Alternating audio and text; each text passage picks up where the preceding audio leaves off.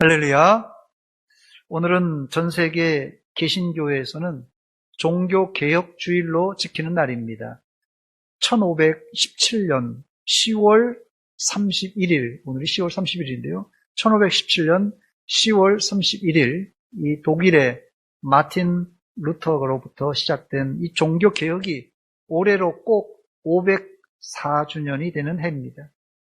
루터가 비텐베르그 성당 정문에 붙인 이 천주 교회를 반박하는 95개 조항의 이 반박문이 있는데, 그 반박문의 제일 첫 번째 조항이 뭐냐면요, 우리 주님 예수 그리스도께서 회개하라고 말씀하셨고, 그분은 신자들의 전생애에서 회개가 지속되기를 원한다라는 문구입니다.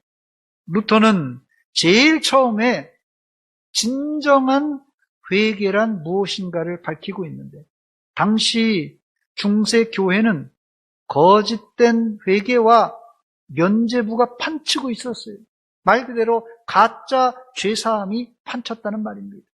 루터는 속죄와 구원은 돈으로 절대 살 수 없고 오직 회개할 때 받을 수 있다고 말하면서 종교개혁에 불을 질렀습니다. 루터는 종교개혁은 죄사함과 구원은 어떻게 받는가라는 질문에 예수님께서 이미 선포하셨듯이 회개하면 받는다는 아주 평범한 진리로부터 시작합니다. 그러나 루터는 개인을 향한 회개라기보다 당시 돈으로 속죄와 구원을 사고 팔았던 중세 이 천주교회를 향하여서 회개하라고 외쳤던 것입니다. 벌써 504년이 흘렀지만 우리 시대에도 여전히 루터가 외쳤던 회개하라는 메시지가 절실할 때입니다. 그래서 우리가 속해 있는 이 개혁교회에는 모토가 있는데, 개혁교회는 날마다 개혁한다는 모토를 가지고 있습니다. 전통적으로 유대인들은 이 대속죄일에 1년에 한 번 대제사장이 지성소에 들어가는 이 대속죄일에 오후 예배 때 요나서를 회당에서 낭독합니다. 그 이유는 요나서에는 니느웨의 회개, 즉 이스라엘의 경계를 넘어서 이방 땅에도 이 회개가 임한 것을 보고, 이 이방 세계까지 회개 운동이 일어난 사건이기 때문에 요나서를 대속죄일에 읽습니다. 지난 2주간 우리는 요나 선지자에 관하여서 설교를 들었습니다. 첫 주는 요나의 기도, 지난주는 요나의 감사, 혹은 그리고 오늘은 니느웨의 회개라는 제목으로 잡아봤어요. 부제목으로는 요나의 재사명 혹은 요나의 선교입니다.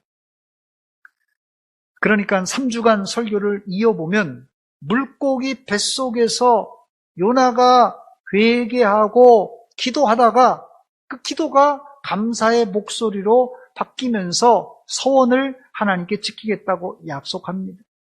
이 감사의 목소리가 기도로 들린 후에 하나님께서는 물고기를 명하여서 요나를 토해내라고 하니까 요나를 물고기가 이 육지에 토해냈습니다. 그래서 이제 다시 사명의 길, 이 니느웨로 가게 되었던 것입니다. 이것은 단지 요나 선지자 한 사람의 발걸음이 아니라 이스라엘 백성들이 가야 할 길이고, 또한 우리가 걸어가야 할 이방 선교의 길입니다. 혹시 이 자리에 계신 분들 중에 이제까지 코로나로 인해서 가만히 내 자리만 지키고 있었던 분이 계시다면 이제부터라도 기도하시기 바랍니다. 또한 감사하시기 바랍니다. 더 나아가서는 오늘 말씀처럼 선교 전도하는 여러분이 되시길 주의 이름으로 축원합니다. 첫 번째, 하나님은 요나에게 다시 사명을 주셨습니다. 여러분들이 하나님이라면 요나같이 사사건건 불평불만하는 사람을 다시 사명자로 불러주시겠습니까? 특별히 생명을 구원하는 일에 이런 불만자를 다시 보낸다는 것은 위험천만한 일입니다. 그러나 하나님은 한 번 선택한 사람은 혹시 실수하고 잘못했을지라도 회개하고 돌아올 때 얼마든지 다시 기회를 주십니다.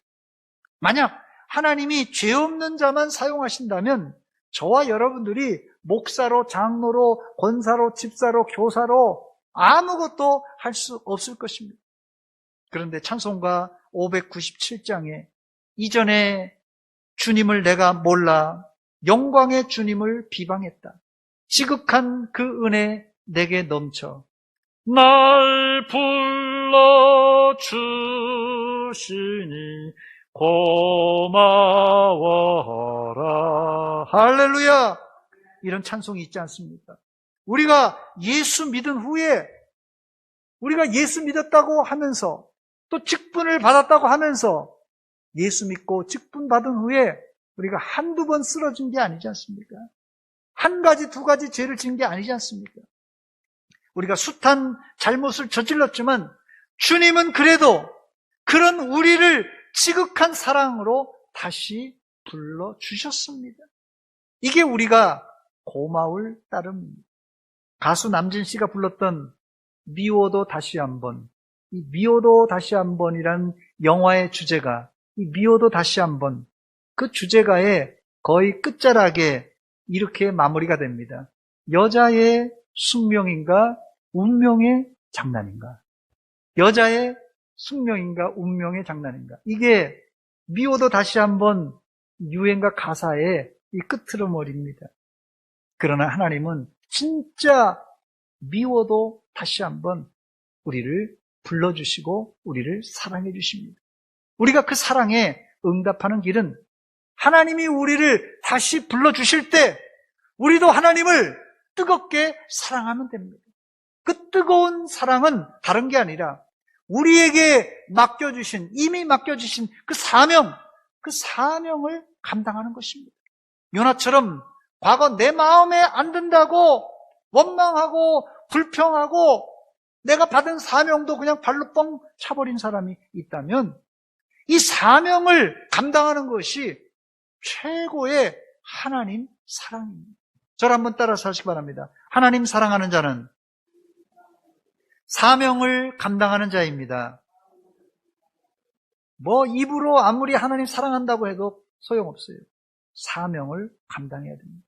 그렇다면 하나님이 요나를 다시 불러서 요나에게 주신 사명이 무엇입니까? 그 사명은 니느웨에 가서 복음을 전하라는 것입니다. 요나서 3장 1절 2절 말씀입니다. 여호와의 말씀이 두 번째로 요나에게 임하니라. 이르시되 뭐라고요? 일어나 저 큰 성읍 니느웨로 가서 내가 내게 명한 바를 그들에게 선포하라 라는 것입니다. 여기 보면 하나님이 요나에게 가서 내가 내게 명한 바를 그들에게 선포하라고 하였어요.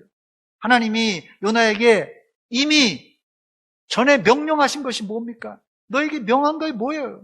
요나서 1장 2절에 나오는데 너는 일어나 저 큰 성읍 니느웨로 가서 그것을 향하여 외치라. 뭐라고요? 그 악독이 내 앞에 상달되었다. 그 악독이 내 앞에 있다. 이렇게 외치라는 것이.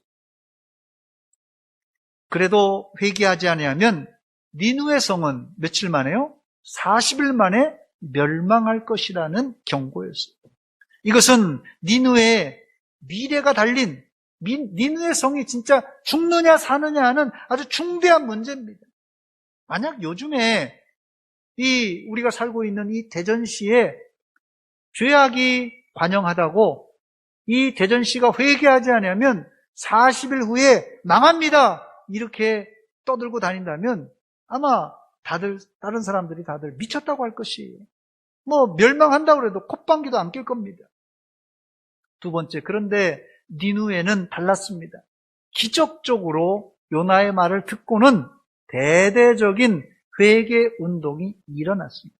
이 회개 운동의 출발점은 어디서부터입니까? 바로 요나가 회개하고 니느웨로 가서 하나님의 말씀을 외침으로 바로 이 회개 운동이 시작된 것입니다. 본문 4절입니다. 요나가 그 성읍에 어떻게 해요? 들어가서, 요나가 이 니느웨 성에 들어가서 하루 동안 다니며 외쳐 이르되, 뭐라고요? 40일이 지나면 니느웨가 무너지리라. 40일이 지나면 니느웨가 무너진다. 요나는 하나님이 시키는 대로 40일이 지나면 니느웨가 무너진다고 외쳤습니다. 사실은 외치는 요나도 반신반의했을 거예요. 진짜 하나님께서 니느웨를 멸망시킬까? 아마 외치는 요나도 반신반의했을지 모릅니다. 그런데 놀라운 사실은 이 말을 듣고 니느웨 백성들이 회개하기 시작했습니다. 지금 봐도 이것은 진짜 기적입니다. 사실 구약의 여러 선지자가 회개하라 회개하라 외쳤을 때 회개하는 경우는 극히 드물고 대부분이 하나님의 징계를 받든지 아니면 멸망당했어요. 노아 시대가 그 대표적인 예인데, 노아가 방주를 만들면서 수십 년 동안, 아니 120년 동안 회개하고 돌아오라고 사람들을 얼마나 설득했는지 모릅니다. 그러나 그들은 끝까지 불순종하다가 결국 홍수 때 노아의 8 식구만 구원받게 됩니다. 소돔과 고모라 성은 어떻습니까? 의인 롯이 소돔과 고모라 성 사람들이요, 이 성이 곧 멸망합니다 외쳤어요. 그러나 사람들은 농담으로 여기다가 두 사위는 물론이거니와 그 안에 있던 모든 사람들이 유황불에 다 멸망당하고 말았습니다. 만약 니느웨도 요나의 외침을 외면했다면 그렇게 되었을 것이에요. 그러나 기적이 일어났습니다. 니느웨 사람들은 왕으로부터 일반 백성이 이르기까지, 심지어 짐승까지 금식하며 제에 앉아서 회개를 했던 것입니다. 이때 하나님은 니느웨 성을 멸망시키지 않고 보존해 주셨습니다. 본문 10절에 나오는데요, 하나님이 그들이 행한 것, 곧 그 악한 길에서 돌이켜 떠난 것을 보시고 하나님이 뜻을 돌이키사 그들에게 내리리라고 말씀하신 재앙을 내리지 아니했다고 말합니다. 오늘 종교개혁주의를 맞이해서 우리가 할 수 있는 최선의 일은 우리의 악한 길에서 돌이키는 것입니다. 이것이 종교개혁 정신입니다. 저는 이 말씀을 묵상하면서 하나님이 재앙을 안 내리신 것도 기적이지만 니느웨 사람이 회개한 것이 너무나 신기합니다. 니느웨는 아수르의 수도입니다. 하나님을 전혀 알지 못하는 이방인들만 모여 사는 곳입니다. 그런데 어떻게 단 며칠 만에 왕으로부터 시작해서 일반 백성에 이르기까지 대대적인 회개를 할 수 있었냐는 것이에요. 그 이유는 단 한 가지입니다. 하나님께서 니느웨에 살고 있는 사람들의 마음을 감동시키고 움직이셔서 부드럽게 하셔서 요나의 외침을 듣고 회개하게 된 것입니다. 지금도 하나님은 성령의 감동으로 사람의 마음을 감동하시고 움직이기만 하신다면 어떤 완악한 사람일지라도 회개하고 예수 믿고 구원받을 줄 믿습니다. 그러나 요나 때 일어났던 전 국가적인 회개는 우리의 머리로 쉽게 이해할 수 없는 현상입니다. 즉 니느웨 사람들의 회개는 초자연적인 하나님의 간섭하심이 있었다는 것입니다. 당시 역사적인 사실과 오늘 말씀을 연결해 보면은 당시 아수르는 아슈르단 3세라는 왕이 통치하고 있을 때입니다. 이때 아수르는 불길한 일들이 연이어서 일어나고 있었는데, 예를 들자면 이 아수르가 당시에 가장 최강국이었어요. 그런데 신흥 제국인 이 아라랏의 공격을 받고 참패를 당하게 됩니다. 이제까지 아수르 군대가 주변에 뜨기만 하면 승리했어요. 그런데 쬐끄만 나라가 일어나더니 이 아수르하고 전쟁을 벌였는데 아수르가 참패를 당한 것이, 거기에다가 나라 안에는 무서운 전염병이 나돌기 시작하고 또 이 나라 전체가 큰 기근과 흉년에 휘말리게 됩니다. 그러던 중에 이 니느웨 성에는 이 하늘에서 태양이 완전히 가려지는 계기일식 현상이 팍 일어나는 것입니다.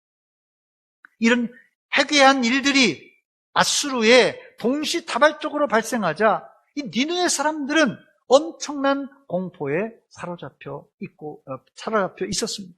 바로 그때 누가요? 요나가 회개하라고 외쳤고, 회개하지 않으면 며칠 만에요? 40일 후에 니느웨 성 망한다! 이렇게 외쳤습니다.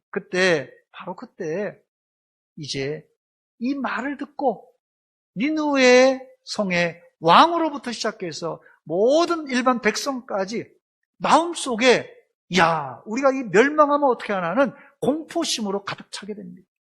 그래서 온 나라에 대대적인 회개 운동이 일어났던 것입니다. 죄 지은 인간이 죽음에 대한 공포, 죄 지은 인간이 이 심판이 있다는 데에 대한 이 공포심, 이것은 사실은요, 긍정적인 효과를 낳게 됩니다. 이 공포심이 부정적인 것 같지만 이 하나님이 우리에게 주신 이 공포심은 하나님의 존재를 인정하게 되고 회개하고 돌아오게 하는 아주 좋은 효과가 있습니다.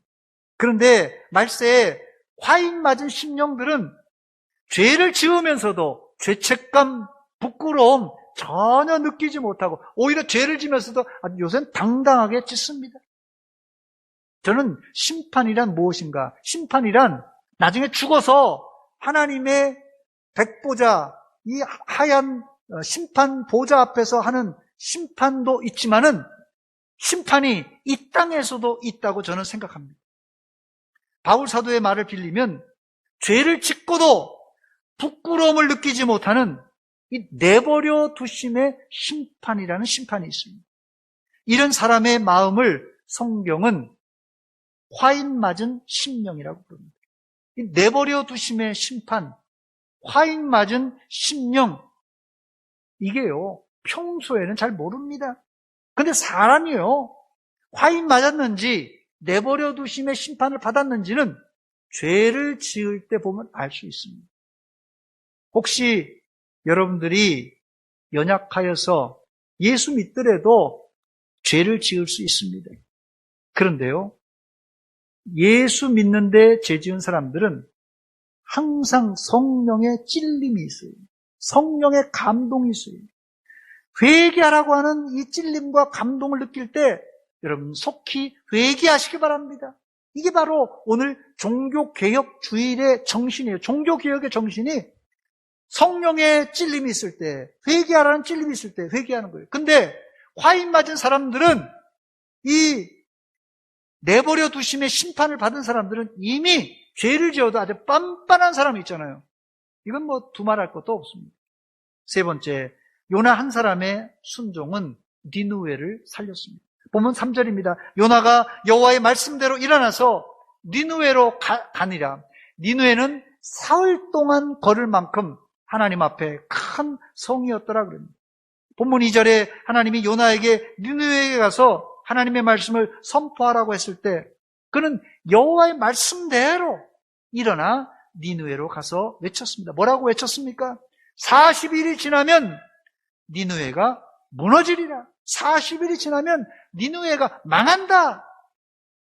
니느웨는 사흘길을 걸어가야 하는 아주 큰 성읍이었지만 요나는 사흘길을 갈 것도 없이 4절 말씀에 보니까 하루 동안 다니면서 외쳤다고 합니다. 그러니까 성읍의 3분의 1만 복음을 전한 것이에요. 근데 어떻게 되었습니까? 요나가 외쳤던 40일 후에 니느웨가 무너지리라는 이 경고의 말씀은 삽시간에 온 성에 다 전파되었던 것입니다. 그래서 그 이야기를 들었던 니느웨 백성들은 하나님을 믿고 회개하기 시작했습니다. 본문 5절입니다. 니느웨 사람들이 하나님을 믿고 금식을 선포하고 높고 낮은 자를 막론하고 굵은 베옷을 입었다고 말합니다. 요나가 금식하라고 말하지 않았습니다. 그런데 니느웨 사람들은 그 소리를 듣고는 굵은 베옷을 입고 자발적으로 금식하게 됩니다.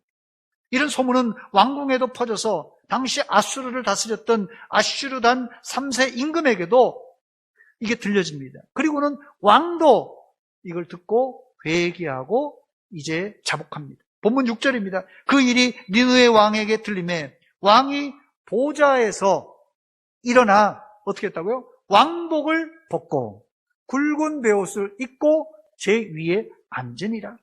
사실 한 나라의 왕이 자기의 왕복을 벗고 거친 베옷을 입고 제 위에 앉는다는 것은 이거 쉬운 결단이 아닙니다. 그러나 아슈르단 3세는 백성들에게 자신이 먼저 회개의 모본을 보여주면서 전국에 조서를 내려 국가적인 회개를 일으켰습니다. 본문 7절입니다. 왕과 그 대신들이 조서를 내려 니느웨에 선포하여 이르되 사람이나 짐승이나 소떼나 양떼나 아무것도 입에 대지 말지니 곧 먹지도 말 것이요 물도 마시지 말라고 그랬어요. 여러분, 이스라엘의 회개, 이 성경에 기록된 부흥운동을 살펴보면 사람이 회개하고 금식했다는 구절은 여러 차례 나오지만 짐승까지 단식했다는 구절은 전무후무합니다. 더 나아가 이 아슈르단 임금은 사람은 물론 짐승까지 베옷을 입으라고 명령을 내렸어요. 본문 8절입니다. 사람이든지 짐승이든지 다 굵은 베옷을 입을 것이요 힘써 하나님께 부르짖을 것이며 각기 악한 길과 손으로 행한 강포에서 떠날 것이라 그랬어요. 이런 회개운동은 역사상 찾기 힘든 전 국가적인, 전 도시적인 회개운동입니다. 그만큼 당시 아수르는 아주 절박한 위기를 맞고 있었다는 뜻입니다. 여기 조서에 나오는 구절을 보면 아슈르단 3세 임금은 온 백성이 금식하고 베옷을 입고 힘써 여호와께 부르짖고 악한 길과 강포에서 떠나라고 명합니다. 이 아슈르단 3세는 정확하게 하나님을 향하여 여호와라는 호칭을 사용하는데요. 원문에 보면 이 여호와라는 이름은 엘로힘으로 히브리어로 기록되어 있습니다. 이 엘로힘이라는 하나님의 이름은 구약에 하나님을 호칭하는 가장 일반적인 호칭입니다. 그런데 어떻게 이방 아수르 임금이 이스라엘의 하나님 여호와, 그 엘로힘 하나님을 이름을 정확하게 알고 그 이름을 부르며 회개할 수 있었던 것입니까? 또 그 이유는 아주 간단합니다. 요나 선지자가 우여곡절 끝에 니느웨에 가서 엘로힘 하나님께 회개하라고 선포했기 때문에 그렇습니다. 여러분 놀랍지 않습니까? 한 사람 요나를 통하여서 당시 니느웨 성은 12만 명이 살고 있었던 대도시였어요. 그런데 이 대도시가 한 사람 요나로 인해서 멸망하지 않았습니다. 만약 한 사람 요나가 가지 않았다면 물론 하나님은 다른 사람을 보냈겠지요. 만약 다른 사람도 가지 않았다면 니느웨 성이 어쩜 멸망했을지도 모릅니다. 그러나 하나님은 반항적인 기질이 있었던 선지자였지만 그를 사용하셔서 니느웨 성을 구원하셨습니다. 그렇습니다. 지금 니느웨 같이 죄악이 관영한 대전시와 대한민국에 한 사람 요나가 필요합니다. 누가 대전시와 대한민국 그리고 전 세계에 가서 복음을 외치겠습니까? 그러나 안타깝게도 요나는 벌써 2700년 전의 사람이에요. 그렇다면 지금 누가 요나와 같은 일을 감당할 수 있겠습니까? 그야 목사님들, 선교사님들이 해야 되겠죠. 그러나 지금은 전문 목회자, 선교사들보다도 어쩌면 하나님께 약간은 반항심이 있는, 아니 한두 차례 하나님의 명령을 거부하고 도망갔던 이 평신도들이 이 시대에 더 적합한 전도자인지 모르겠습니다. 혹시 여러분 가정에도 요나처럼 원망불평하고 하나님을 거부하고는 도망갔던 배우자 혹은 자식들 혹은 손주들이 있습니까? 그런 사람들을 여러분 눈여겨보시기 바랍니다. 하나님이 그들의 마음을 감동시키시면 언제든지 요나처럼 변화받아서 사명을 받고 죄악으로 관영한 세상에서 회개하라고 외칠 수 있는 사람입니다. 여러분 집에 있는 요나를 절대 포기하지 마시기 바랍니다. 하나님도 포기하지 않았습니다. 포기는 김장할 때나 쓰는 단어입니다. 너무 일찍이라서 울지를 않으시네요, 지금 이게. 조크를 던졌는데.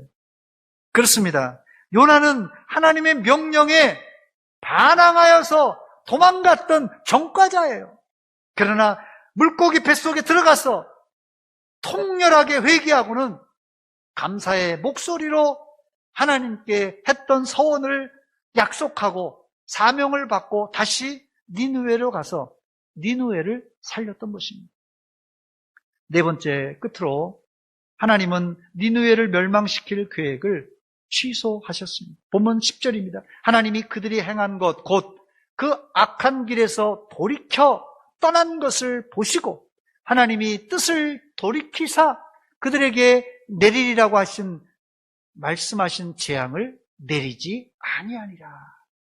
하나님은 니느웨 백성들이 악한 길에서 돌이킨 것을 보시고는 자신의 뜻을 돌이키셨습니다. 여기 뜻을 돌이키다라는 단어는 히브리어로 나함이라는 단어입니다. 이 단어는 그 단어의 뜻의 중심 뜻은 후회하다라는 의미를 가지고 있습니다. 그렇다면 하나님은 자신이 작정했다가 이게 시간이 지나니까 그냥 그걸 취소하고 또 자기가 어떤 일을 하고 나서는 또 후회하고 이게 사람도 이렇게 안 하는데 하나님이 멸망시키겠다고 그랬고 멸망 안 시키고 또 어떤 일을 하고 나서는 내가 후회가 된다 이런 말을 하는 것이에요. 그렇다면 하나님은 자신의 뜻을 이랬다 저랬다 바꾸는 변덕쟁이시고 자신이 하신 일을 후회하시는 분이라는 의문이 들 수 있을 것이에요.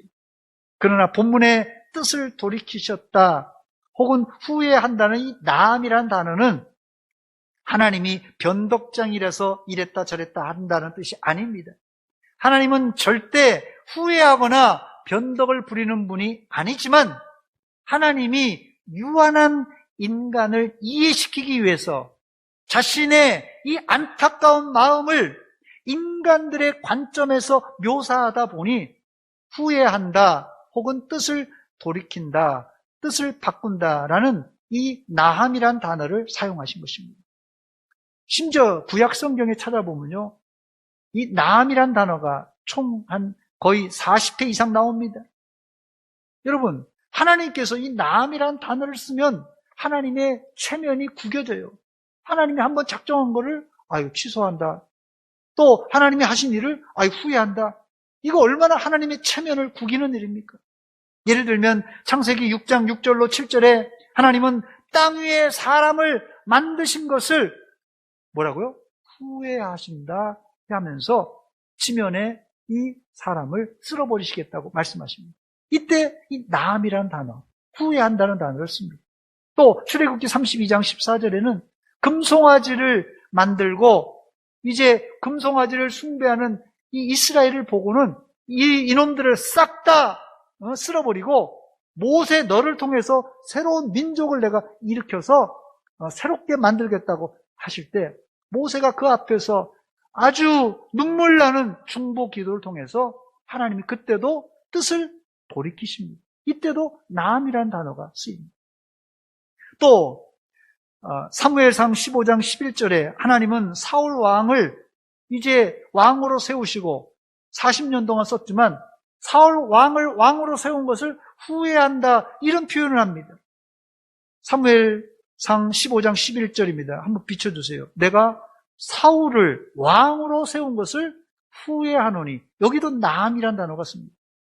하나님이 사람처럼 후회한다는 표현을 쓴다는 것은 정말 깜짝 놀랄 표현입니다. 그런데 왜 이렇게 하신다고요? 바로 자신의 안타까운 마음을 잘 표현하기 위한 의인화한 표현입니다. 그런데 우리가 여기서 눈여겨봐야 될 점은 여기 본문의 행간에 숨겨진 의미입니다. 하나님이 뜻을 돌이키시고 심지어 하나님이 후회하시기까지 하신 이유가 무엇입니까? 딱 한 가지 이유가 있는데 하나님은 사람을 사랑하시되 하나님의 자존심이 아니라 하나님의 신존심까지 다 내려놓고 더 나아가 자기의 아들까지 내주며 사랑한다는 뜻이 바로 이 나음이란 단어에 담겨져 있는 뜻입니다.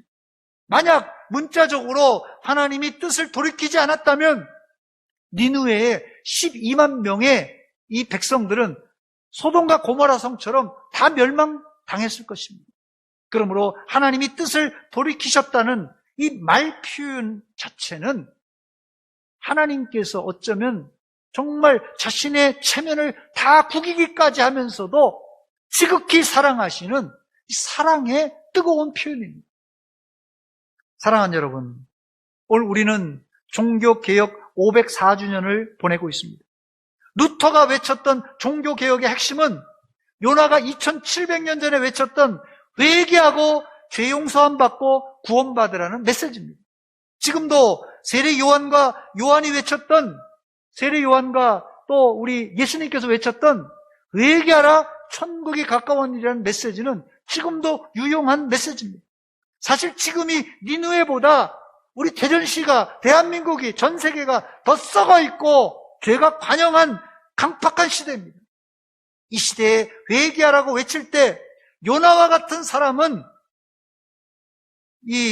사실 완벽한 사람이 아니었고 한번 튕겨져 나간 사람 아닙니까? 그러나 오히려 한번 튕겨져 나가고 반항한 사람이 이런 사역을 더 잘 감당할 수 있습니다. 하나님의 뜻과 자신의 뜻이 안 맞는다고 튕겨져 나간 전적이 있는 사람들은 대부분이 어디에 한번 들어갔다 온다고요? 물고기 뱃속 고난의 터널에 들어갔다 온 사람들입니다. 이런 사람들이 정신이 번쩍 나서 하나님 명령하실 때 전도를 더 잘할 수 있는 사람입니다. 사랑하는 여러분, 이제 여러분들도 코로나라는 이 전염병을 툴툴 털어내시고 내일부터 이 위드 코로나 시대가 열리는데 니느웨와 같은 이 세상을 향하여 회개하라 천국이 가까웠느니라 외치는 이 복음을 전하는 전도인들이 되시기를 주의 이름으로 축원합니다. 기도하겠습니다. 하나님 우리 아버지 은혜와 사랑 감사드립니다. 하나님께서 우리에게 사명을 주셨건만 우리가 코로나 핑계대면서 우리의 사명을 잃어버리고 요나처럼 하나님의 뜻에 반대되는 일만 했던 저희들입니다. 이제 우리를 불러주신 것 감사드립니다. 하나님을 사랑하되 우리에게 주신 사명을 감당하는 믿음의 종들 다 되게 하여 주시옵소서. 예수님의 이름으로 기도하옵나이다. 아멘.